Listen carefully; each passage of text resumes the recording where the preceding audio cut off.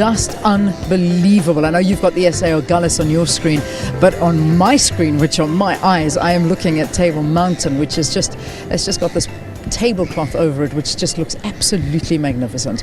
All right, the Abidjan Convention. Now, let's tell you, it covers approximately 14,000 kilometers of coastline and three distinct large marine ecosystems, namely, which we heard a bit earlier, the Benguela, the Guinea, and the Canary Current ecosystems. Now, these ecosystems provide an important livelihood for many communities, and the convention was signed in 1981 and has been ratified by 16 of the 22 countries in the region. South Africa acceded to the convention back in 2002.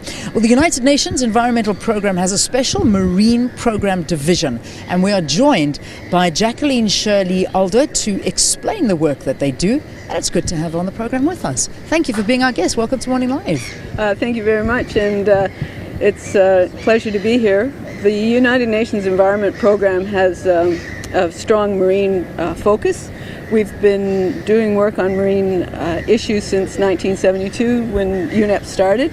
We've developed a regional seas program with the Abidjan Convention as a part of, and in fact this year is our 40th anniversary for our regional seas program. It started in 1974 with the Mediterranean, and as you said, the Abidjan Convention became a part of that program in 1981, and since then UNEP has been supporting the development of the convention in terms of activities. It's been dealing with marine pollution, dealing with biodiversity, marine protected areas, coastal erosion. So we've been very active in supporting that, and that's part of what our program does. Yeah. We deal with a range of issues from climate change and looking at coastal erosion and ocean acidification, to looking at land-based sources of pollution and working with countries to reduce the amount of pollution going into the rivers that ultimately ends up in our oceans and causes all sorts of pollution problems. So we've got a very active and very diverse program at UNEP.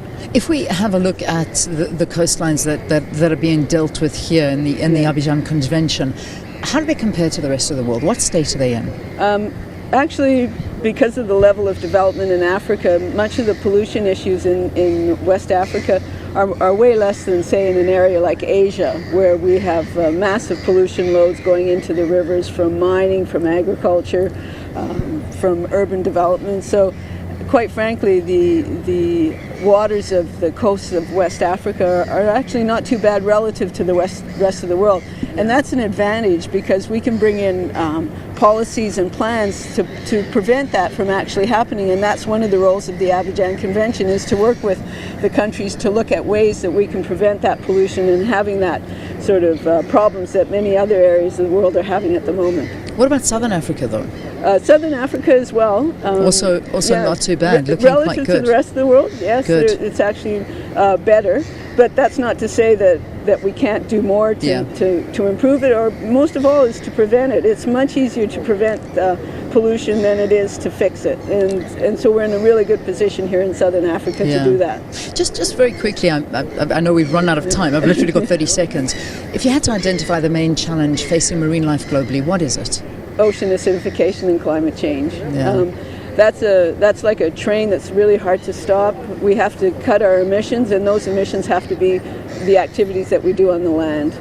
All right. Thank you for talking to us. I hope it all goes well here this week, and thanks for taking the time to be our guest on Morning Live. Thank you very much. All right. Dr. Jacqueline Shirley Alder she is a special marine program division. She's from the United Nations Environmental Program, talking to us here ahead of COP11 that kicks off this morning, the Abidjan Convention.